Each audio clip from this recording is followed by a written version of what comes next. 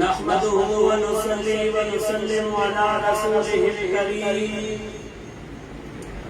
اما بعد اعوذ بالله من الشيطان الرجيم بسم الله الرحمن الرحيم أَوَمَنْ كَانَ مَيْتًا فَأَحْيَيْنَاهُ وَجَعَلْنَا لَهُ نُورًا يَمْشِي بِهِ فِي النَّاسِ قال النبي صلى الله عليه وسلم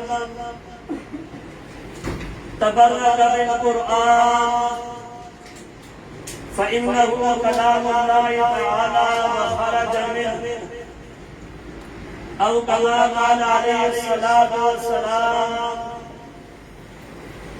صدق الله مولانا العظيم وصدق رسوله النبي الأمي الكريم ونحن على ذلك لمن الشاهدين والشاكرين والحمد لله رب العالمين. میرے واجب الاحترام قابل صدر احترام حضرات علماء کرام اور میرے معزز ساتھیوں بزرگوں، آج ہے وہ تکمیل قرآن کریم کی مجلس جس کا عنوان انقلاب قرآن کانفرنس ہے. اس مجلس میں ہم شریک ہیں. 4 بچوں نے حفظ قرآن مکمل کیا ہے، جس میں استاد العلماء استاد الحفاظ حافظ محمد نعیم صاحب کے صاحبزادے طلحہ کا بھی علم قرآن ہے.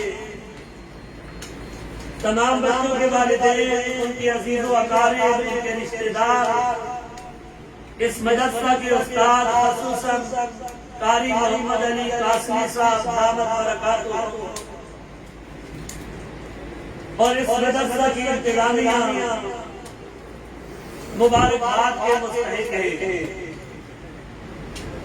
چھوٹے بچوں نے تلاوت بڑی اچھی انداز سے کی، حمد باری تعالیٰ پڑھی، نعت رسول مقبول صلی اللہ علیہ وسلم ہم کو سنائی، مکالمہ سنایا، تقریریں سنائی.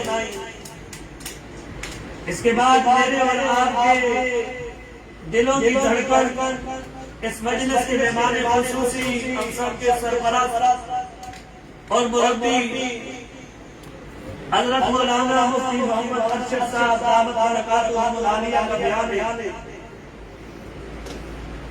مجھے بٹھایا گیا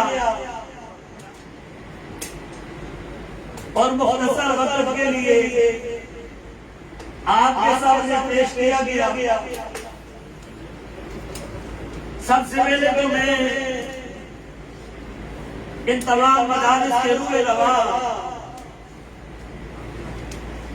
میرے اور آپ کے محترم حضرت مولانا قاری محمد طیب قاسمی مدد العالی، جن کی کمی میں اور آپ سب محسوس کر رہے ہیں، وہ بھی اس مبارک بات کے مستحق ہیں اور حقیقت میں وہی اس مبارک بات کے مستحق ہیں. رات کو حضرت مولانا مفتی محمد ارشد صاحب ایک بات کہہ رہے تھے کہ اللہ پاک نے اس دنیا میں صرف قرآن ہی نہیں بھیجا بلکہ صاحب قرآن بھی بھیجا.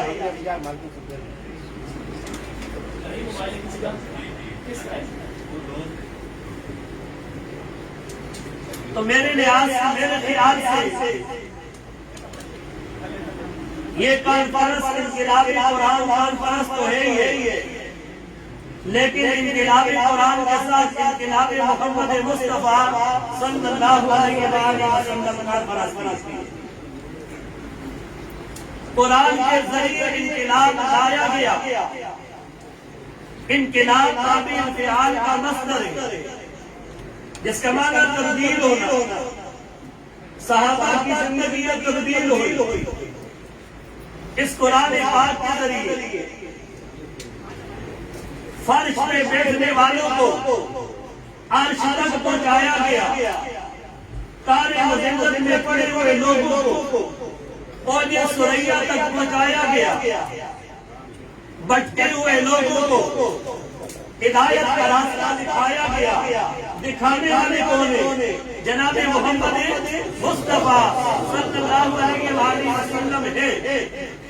اور آپ کی محنت کا محور اور مرکز جن لوگوں کے اوپر آپ نے محنت کی اور ان لوگوں نے اس محنت کا عملی نمونہ پیش کیا. جس طرح یہاں پر قاری محمد علی قاسمی صاحب نے محنت کی ہے، بچوں نے آپ کے سامنے اس محنت کو دکھایا ہے، عملی نمونہ پیش کیا. میرے محبوب صلی اللہ علیہ وآلہ وسلم نے محنت کی ہے، صحابہ نے اس محنت کا عملی نمونہ پیش کیا. صحابہ نے دکھایا کہ میرے نبی نے کیسی محنت کی ہے. صحابہ کی زندگیوں میں تبدیلی کیسے آئی، صحابہ کی زندگیوں میں چینجنگ کیسے آئی. وہ صحابہ جن کو کوئی بھی نہیں جانتا تھا، جن کو کوئی بھی نہیں جانتا تھا، آج 1400 سال کے بعد بھی ان کا نام اگر زندہ ہے تو یہ انقلاب قرآن ہے، یہ انقلاب محمد مصطفیٰ ہے.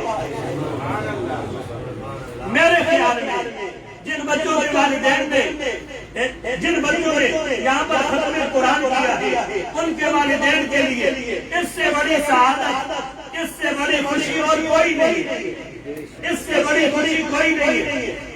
یہ سب سے بڑی سعادت ہے، یہ سب سے بڑی خوشی ہے. اور اس سے بھی بڑی سعادت یہ ہے کہ جب وہ بچہ نماز تراویح میں اللہ کا قرآن سناتا ہے، والد پیچھے کھڑے ہو کر کے اللہ کا قرآن سنتا ہے اور زبان سے کیا کہتا ہے؟ حاضر پیچھے اس امام صاحب.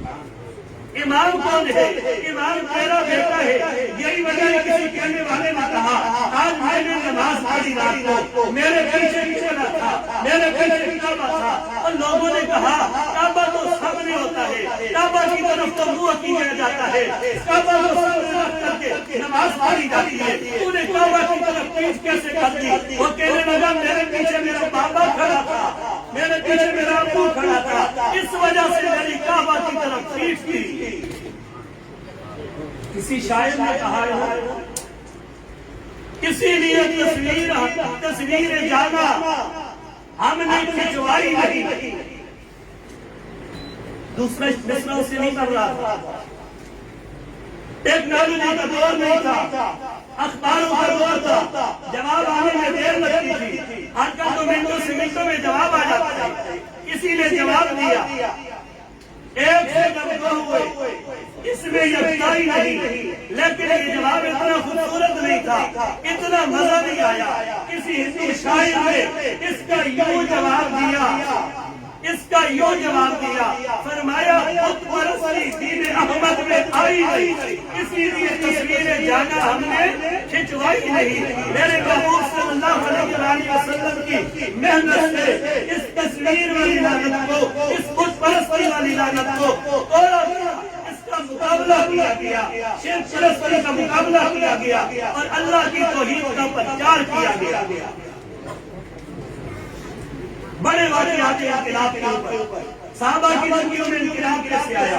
اللہ عمر رضی اللہ تعالیٰ عنہ کا واقعہ، اللہ عمر قرآن تھے، 40 نمبر پر اسلام لاتے ہیں، کلمہ پڑھتے ہیں، نمبر دوسرا بن جاتا ہے. یہ انقلاب قرآن نہیں وہ کیا ہے؟ اللہ عمر کی زندگی میں جو تبدیلی آئی وہ قرآن کی برکت سے آئی، قرآن سننے سے آئی. سب سے پہلی آیت کریمہ جن سے حضرت عمر رضی اللہ تعالیٰ عنہ کے کانوں کے اندر رس ڈال دیا وہ آیت کریمہ تھی اللہ لا الہ الا ہو لہ الاسماء الحسنی.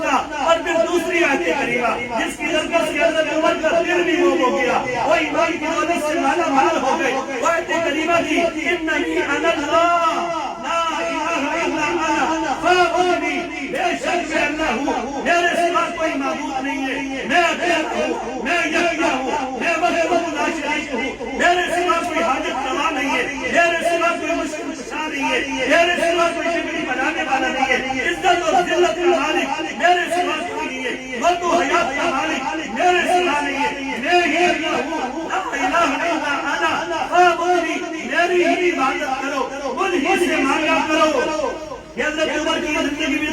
آتی ہے، تبدیلی کیسے آتی ہے؟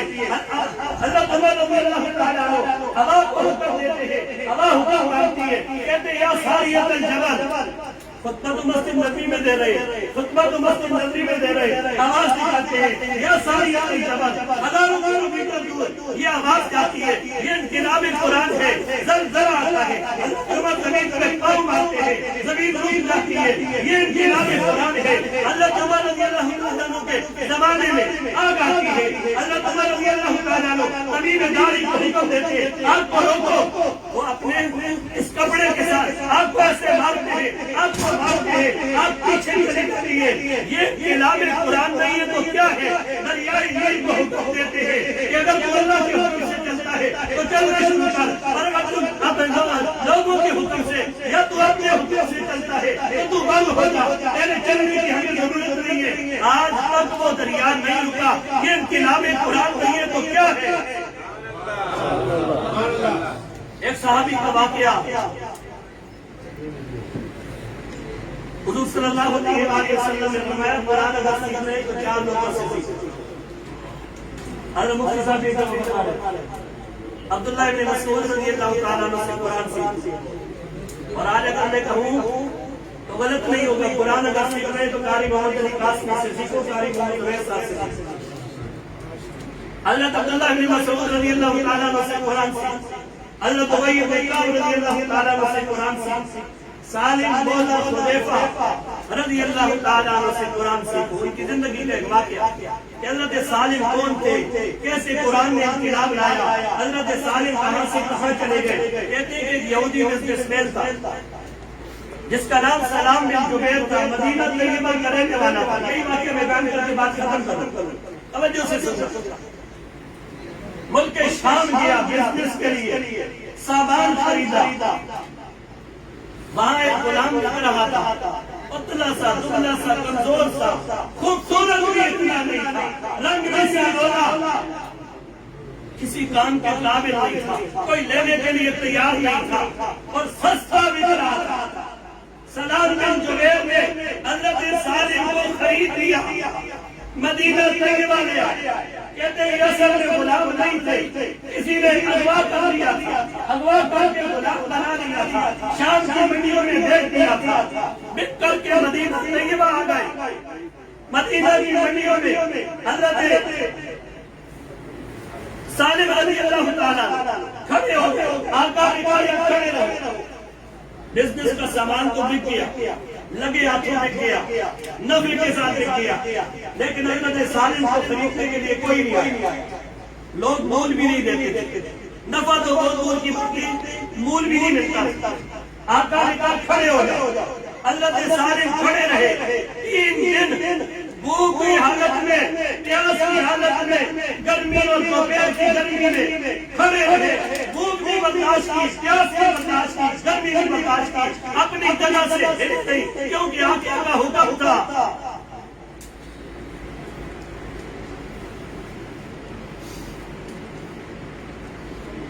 3 دن کسی نے نہیں خریدا۔ مدینہ طیبہ کے اندر ایک عورت تھی، نوجوان لڑکی تھی جس کا نام شبیشہ تھا، وہ 3 دن سے دیکھ رہی تھی کہ یہ نوجوان لڑکا منڈی میں کھڑا ہے، کوئی مول بھی پوچھنے کے لیے نہیں آیا، اور آقا کا بڑا فرما بردار ہے۔ پاس آئی، نہیں بکے، دھوپ پہ کھڑے ہو، دھوپ پہ کھڑا ہو، کسی نے مول بھی نہیں لگایا، آقا کا فرما بردار ہو۔ شبیشہ نے سلام بن جبیر سے کہا بیچتے ہو؟ فرمایا بیچتا ہوں۔ کتنے میں؟ جتنے میں خریدا اتنے میں بیچتا ہوں۔ شبیشہ نے لے لیا۔ کچھ دن گزرے، ابو حذیفہ جو مسلمان اس وقت نہیں ہوئے، بزنس کے طور پہ وہ بھی ہوتے شام گئے، مدینے میں آ کر کے پڑھو ڈالا، لوگوں سے شبیشہ کا تذکرہ سنا کہ بڑی اچھی عورت ہے، اس نے فلاں غلام کو خرید لیا ہے، اس نے شبیشہ کو نکاح کا پیغام بھیجا، شبیشہ کی تعریف نے قبول کر لیا، ابو حذیفہ سے شادی ہو گئی، کچھ دن مدینہ میں پڑا رہا، مکہ لے کر کے چلے گئے، ساتھ میں سالم بھی چل گیا۔ مکہ میں جا کر کے حضرت عثمان غنی رضی اللہ تعالیٰ عنہ سے دوستی تھی، دعا سلام ہوئی، حضرت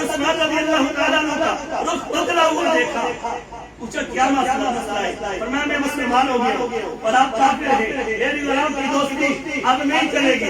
حضرت عثمان رضی اللہ عنہ بات یہ سے کی کہ ابو حذیفہ بھی مسلمان ہو گیا۔ بیوی نے دیکھا میرا خاوند مسلمان ہو گیا، وہ بھی مسلمان ہو گیا۔ حضور صلی اللہ علیہ وسلم سے غلام کو آزاد کرنے کے فضائل میں غلام کو آزاد کر دیا۔ حضرت سالم رونے لگ گئے، مجھے نہ کوئی پہچاننے والا نہیں ہے، میرا کوئی جاننے والا نہیں ہے، میں تو یہاں نیا آدمی ہوں، میرا گھر نہیں، میں رہنے کے لیے جگہ نہیں، کھانے کے لیے کچھ نہیں، میں کہاں جاؤں گا؟ آپ کے پاس کم از کم کھانا پینا تو مل جاتا تھا نا۔ ابو حذیفہ رضی اللہ تعالیٰ نے اپنے پاس رکھ لیا، اسی وجہ سے آپ کا نام اس دن سے سالم مولا ابو حذیفہ بن گیا، وہ بھی مسلمان ہو گئے۔ حضور صلی اللہ علیہ وسلم کی مجلس میں آنا جانا بیٹھنا اٹھنا شروع کر دیا، حضور سے قرآن سیکھنا شروع کر دیا، قرآن سیکھا اور سیکھ کر کے اس درجے میں گئے کہ میرے نبی پاک صلی اللہ علیہ وسلم نے ایک حدیث میں فرمایا الحمدللہ الذی جعل فی امتی مثل ھذا، تمام تعریفیں اس اللہ تعالیٰ کے لیے ہیں جس اللہ نے میری امت میں اس حسن جیسے شخص کو پیدا کیا۔ اور ایک حضور نے فرمایا میں گواہی دیتا ہوں اس بات کی کہ حضرت سالم کے دل میں اللہ کی محبت شدید تر ہے۔ یہ حضرت سالم کو مقام ملا تو قرآن کی برکت سے ملا، قرآن سیکھنے سے ملا، ان کی صلاحیتوں کو میرے نبی نے ظاہر کیا۔ یہ امکانات قرآن نہیں ہے تو پھر کیا ہے کہ میرے نبی نے فرمایا 4 لوگوں سے 4 شخصوں سے قرآن سیکھو، 4 صحابہ سے قرآن سیکھو، جس میں ایک نام سالم مولا ابو حذیفہ بھی ہے، جس کو کوئی پہچانتا نہیں تھا، جس کو کوئی لیتا نہیں تھا، جس کے اندر خوبصورتی نہیں تھی، لیکن جب قرآن پڑھنا شروع کیا اللہ نے فرش سے اٹھایا اور اس پہ گزار دیا۔